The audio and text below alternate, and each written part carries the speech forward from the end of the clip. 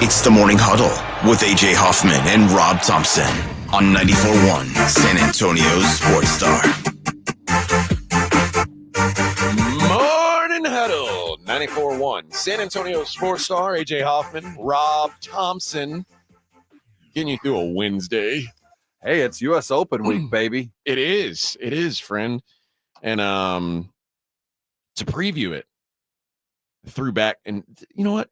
This guy's one of my favorite guys in the business. A guy who interned for me in Houston and has literally turned into a full-blown media star in the world of golf. So you were kind of in his way. I was holding him back. I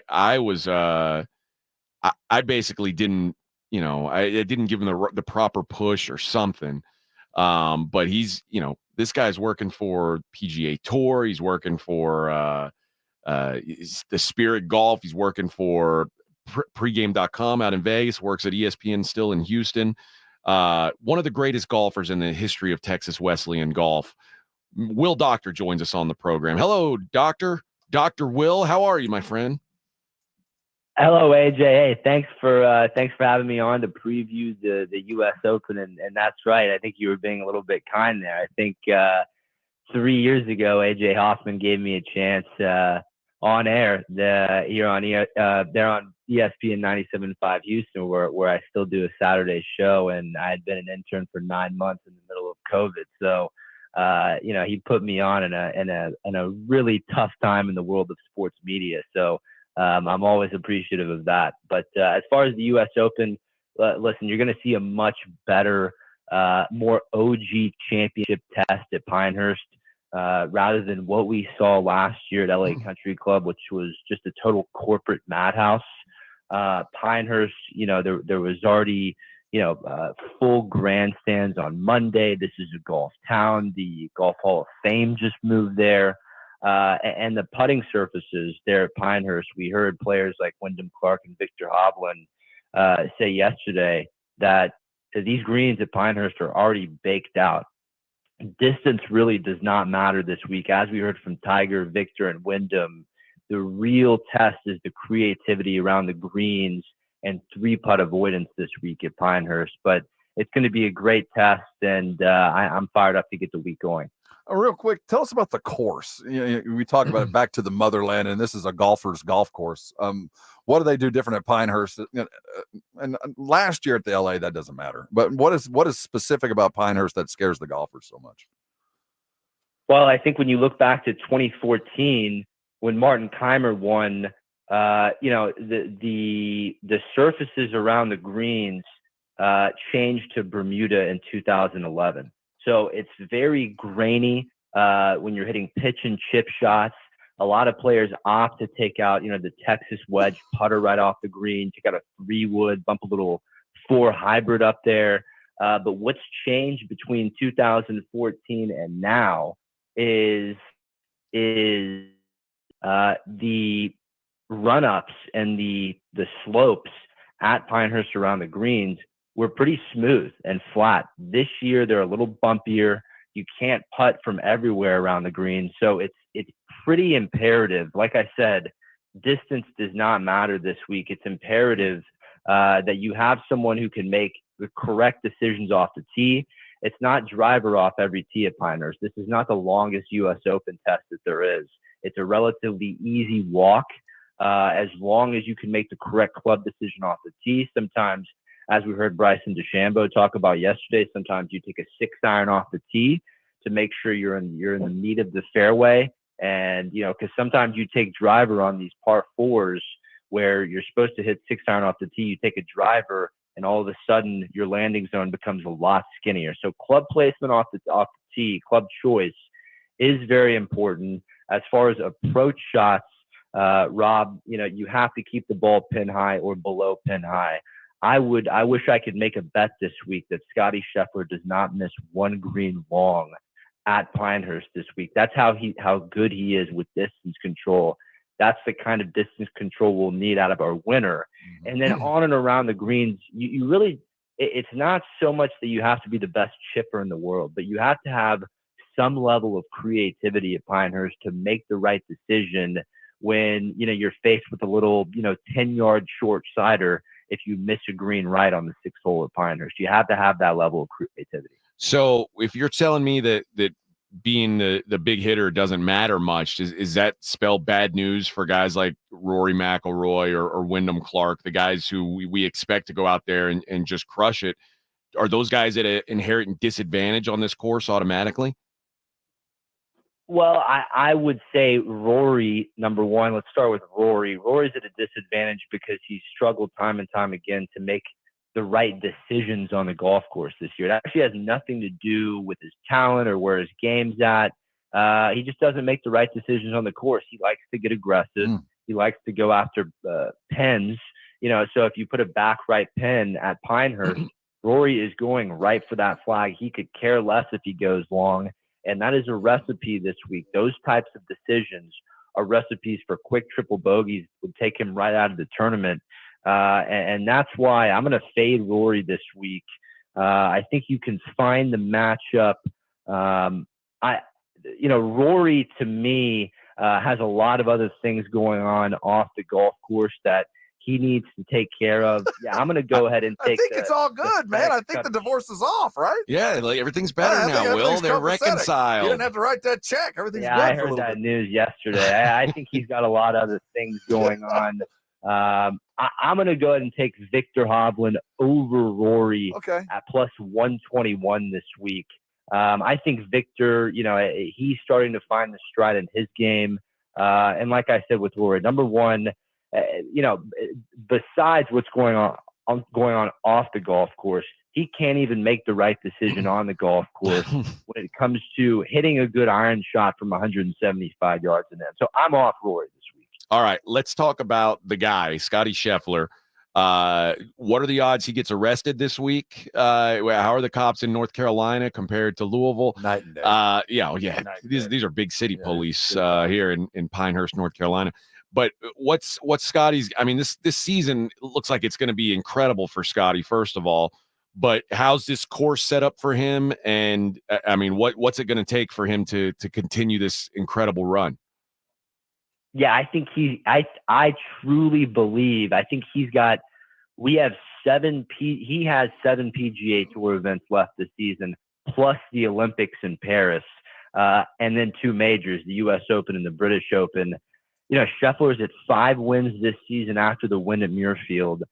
I truly think that Scotty Scheffler can get to that 8-9 win mark, something we haven't seen since DJ in 2004, Tiger 2000. And if he could get to 9 wins, if he could win 3 more PGA Tour events this year and maybe 1 more major, either this week at the U.S. Open or the British Open, plus the gold medal at La National, 9 wins, a gold medal, 2 majors, I would say that would go down as one of the greatest modern seasons we've seen since Ben Hogan's 13-win season in 45, and then Byron Nelson won 18 and 46. I don't think we get to those number of wins. The PGA Tour members only have to play 16 events per season, but Scheffler's on a historic run, no doubt. I think it continues this week at Pinehurst. I'd be all over that plus 333 number at MGM. I think his distance control is the best on tour.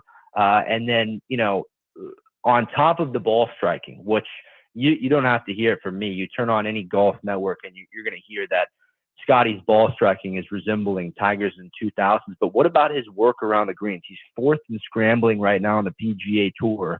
And since he hired Phil Kenyon after Riviera, Scheffler has climbed all the way to first place in putting average on the PGA Tour. So all around, he has the best game on tour by a mile. We heard Rory and Rahm talk about it in their pressers yesterday. No one has any idea how it feels to play that well, except Tiger. That's the kind of run Scheffler's on.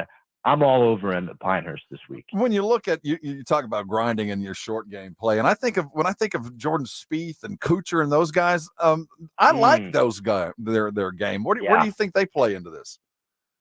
Well, Spieth was one of my picks to place considerations this week, which means I was eyeing his top 10 ticket. But at the end of the day, Spieth has not proven he can be consistent enough with his ball striking, especially the iron play. It's been all over the place week to week. So that's why we have to be out on Jordan this week. But Rob, you're absolutely right. Spieth around the greens, one of the best short games on tour. If you could find a player, I checked and there's not. But, if we had, Spieth versus maybe an unhealthy Rahm before he withdrew yesterday, maybe that would have been a nice matchup. But there's really no opportunity this week to take Spieth with how bad he struggled this year, number one. Justin Rose is also a player who played very well at Pinehurst in 2014. He's a veteran, very creative around the greens, but he hasn't played that well in his last 6 or 7 events. So, yeah, there's a couple of veterans. Kuchar, he's had some okay performances this year. But really, when you talk about sleepers and long shots, there's really a couple of young guys that I'm targeting this week, Rob and AJ. Let me ask you about the live guys. And we've seen Brooks Koepka win a couple of these U.S. Opens, I think back to back. We've seen Bryson win one. How do you think the live contingent fares this weekend in Pinehurst? Well, I think the winning score, AJ, is going to be somewhere between 6 and 9 under par. And anytime that's the case at a U.S. Open, I do like Brooks Koepka's chances. I followed him a lot last week at Live Houston down at Golf Club Houston. And I was a little worried coming out of Live Houston because Brooks just didn't seem like he wanted to be there. And, in the week before the U.S. Open, I expect the player to get a little bit more jacked up. I know Brooks does not care about regular season events, but he was really lagging and just it looked in his face, after every round like he wanted to withdraw.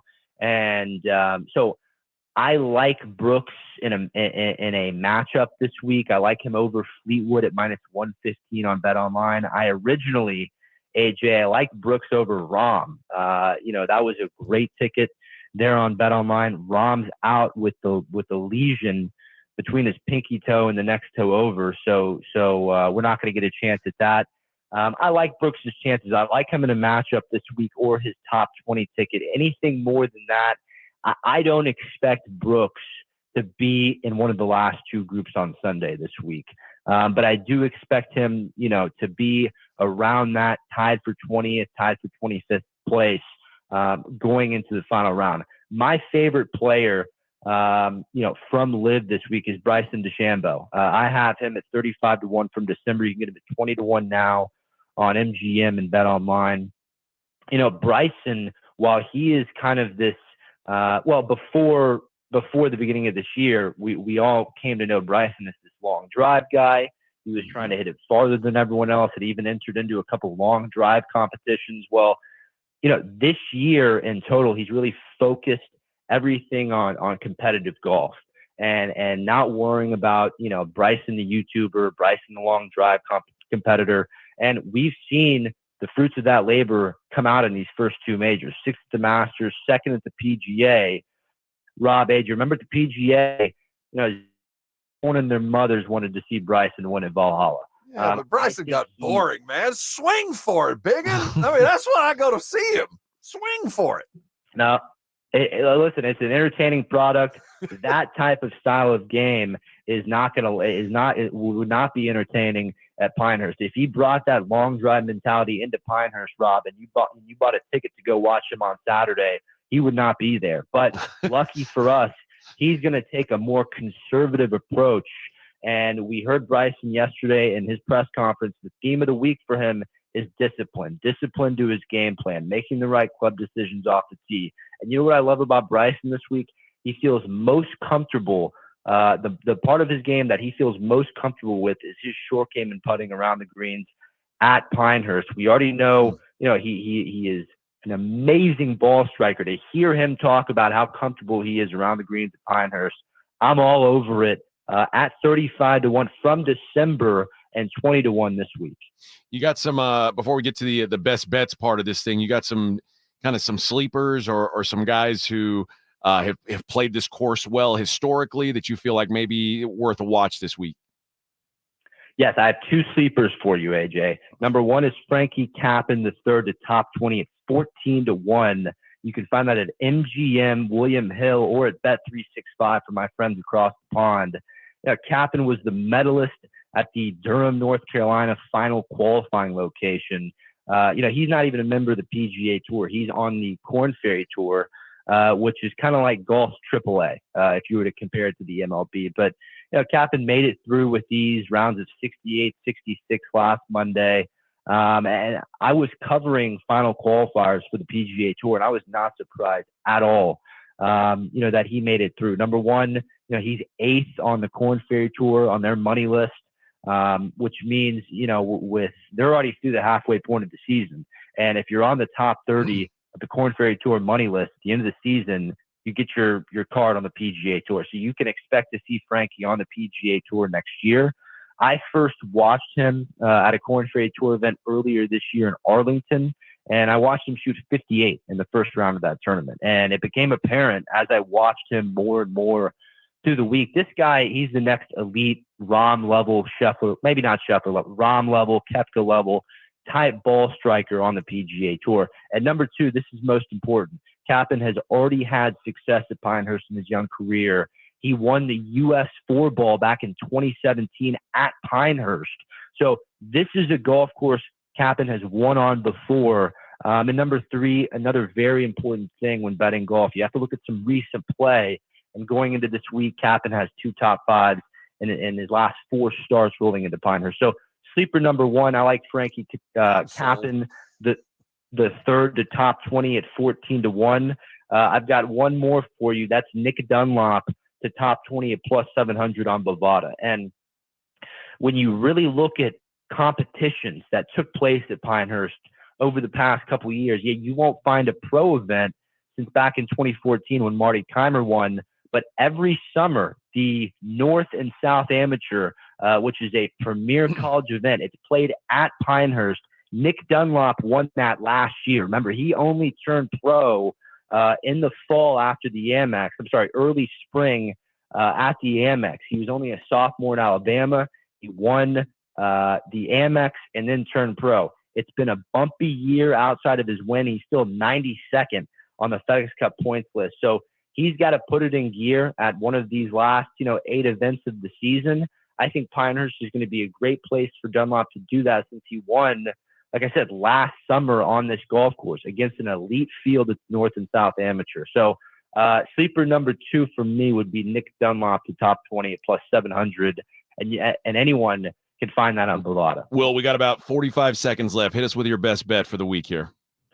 Yeah, it's Ludwig Oberg to top 10 at plus 210. You can find that on Caesars, FanDuel, and DraftKings. Listen, some talking heads that can't break 90 are saying, "Oh, Ludwig has he's got an injured knee. He's got an injured knee." Just take a look at how well he's played at every big time event this year: the Masters, RBC, Pebble Beach. This guy's playing well everywhere. He's 3rd in total driving, 4th in proximity to the hole with his approach, and he's got a solid short game as he's 7th on the PGA Tour in scrambling. All around great player, maybe the second best to Scheffler this year. Ludwig Oberg to top 10 at plus 210 is my best bet for the U.S. And Rob, he's a Texas Tech guy. Guns up, baby. That's right, buddy. Will Doctor has been our guest. You can follow him on X at Dr. Media 59. Literally an expert. You can find all his podcast, everything there on his Twitter. But this guy's got it going on. You can get a full deep dive of his picks as well on the Pregame Podcast Network. Will, appreciate the time, brother. Can't wait to talk to you for the next one. Keep up the great work, AJ and Rob. Thank you very much. All right, man. That's Will Doctor. Yeah.